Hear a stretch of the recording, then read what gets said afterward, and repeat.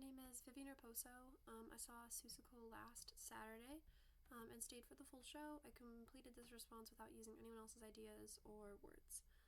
Three words that summed up my reaction to this performance are whimsical, playful, and exaggerated. Definitely because of the actors' expressions, the bright set designs, the bright costumes, and then like the imaginative narrative that was kind of very chaotic, but very interesting, that was created by Seuss. The playwrights and creators were Lynn Athrens and Stephen Flattery. I'm probably butchering those names, but the genre of this piece was definitely like a lighter comedy with elements of like fantasy portrayed through this like musical theater. I would say this because of the elements of like heightened reality, like with the jungle and the Who's, and a lot of the physical humor with the Wickersham brothers and some of the birds and things that were and some of the other characters. I'd also say the happy ending definitely contributes to the lighter comedy genre. As far as conflict, I would say Horton is the main protagonist throughout this production. He was fighting for the voices of people who could not speak for themselves, with the Who's and the Egg. And the climax of the play was the courtroom scene when Horton was put on trial. The language was very informal for this production, with lots of back and forth. Dialogue, however, again, a lot of it was singing. The communication was through song, just because it was a musical. But secondly, I would say the phrase "a person's a person no matter how small" was repeated throughout the show, especially by Horton, as he was very outspoken for others.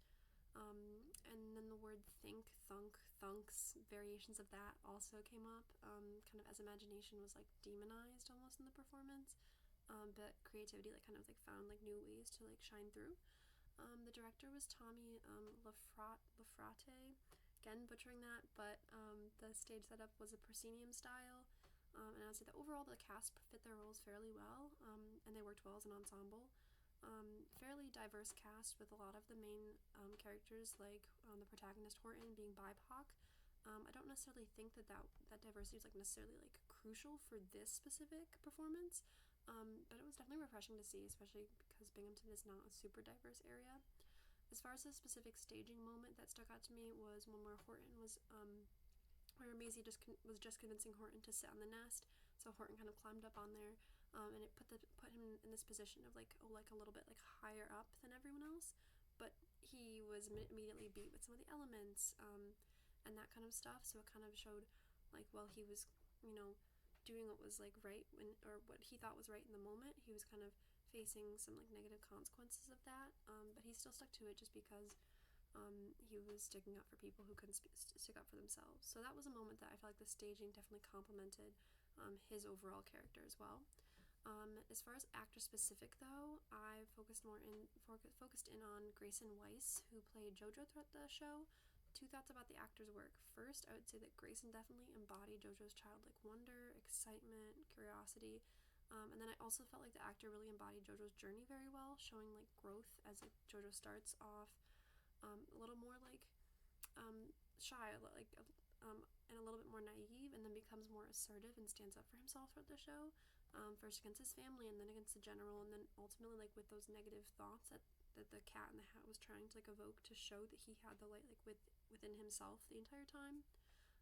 One specific moment that stuck out to me was where JoJo's character and Horton were singing back and forth about how they were alone in the universe. This was right after Horton hears the Who's on the clover and begins protecting them, and this is right after JoJo is scolded for thinking too much. I thought that Grayson captured the despair and isolation JoJo was feeling really well, and that transition from that despair to feeling more hopeful and like feeling that little bit of relief that he was not on his own, because Horton was also being targeted for being like individualistic and thinking against the narrative of what everyone else was thinking. I thought this was complemented by Grayson's like use of like a high pitch and like more like whiny tone to convey like JoJo's youth, and then like wide eyes and like sunken posture to convey like JoJo's hopelessness in that scene. I felt really sympathetic for JoJo just because it was really relatable that we've all felt like kind of defeated like that, and especially when criticized by our parents. A second moment would be McElligot's pool, right after JoJo is told to stop thinking so many thinks, and the Cat in the Hat kind of opens up like this new world for JoJo in that moment, and I felt that Grayson really captured JoJo's ability to like JoJo's like leaning into the possibility of this new world with joy and kind of a little bit of longing also mixed in. It showed like a level of insight, I feel like, with the importance of creativity that adults seem to lack, especially in those scenes. And they use their body to kind of like, you know, jump around playfully and like build themselves up and like show their excitement build throughout the performance, into like this larger than life character and being. And in this moment, I felt really excited for JoJo and hopeful that he would, you know, be able to like build this character, build this imagination and creativity with the Cat in the Hat rather than like squash this thinking because of his like parents and the adults in his life. The designer for the costumes is the thing I focused on. The designer is Devin Painter. Two main ideas. I thought the overall color palette was again very bright, very vibrant, very colorful, and that the overall feel of the costumes was very childlike in the sense of like imagination, not childish. I would say that almost every costume was very individualized and unique. And the overall, like the only one that had like a dull kind of color was Horton's, and I would say like even though like that was because he was like portraying an elephant, it also signifies like his down to earth nature and his kind of like grounding presence throughout the show. Um, but other design elements, I thought the sour kangaroo, her outfit was very interesting. So the purple blouse and the skirt. I thought this was interesting. She wore this throughout the entirety of the show. It was this deep purple pinkish with puffy sleeves and this like gold buttons up the front, with a skirt with like little purple tassels. And I thought her outfit matched her personality very well. And that the designer like made this choice to show how she was trying to like appear with like this like air of like power, and like kind of being a little stuck up and strict, kind of like a businesswoman, and that the color purple like with this business attire kind of complemented that really well by like making this like royal, regal, kind of powerful air that kind of added to her mystery. And then another costume that I found really interesting was the mayor's suit.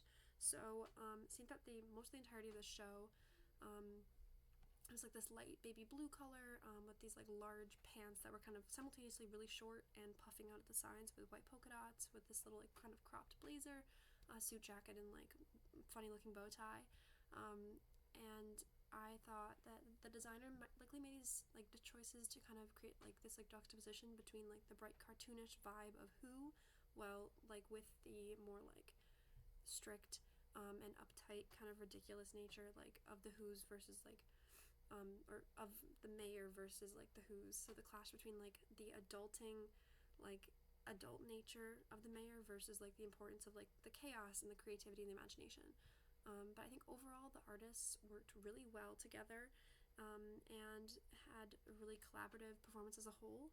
Between the absurd costumes and the larger than life performances, they seemed like they were really kind of parallel, especially like going between the jungle and Who, that they were both very absurd and seemingly different areas, like seemingly chaotic worlds, but they really had similar judgmental elements.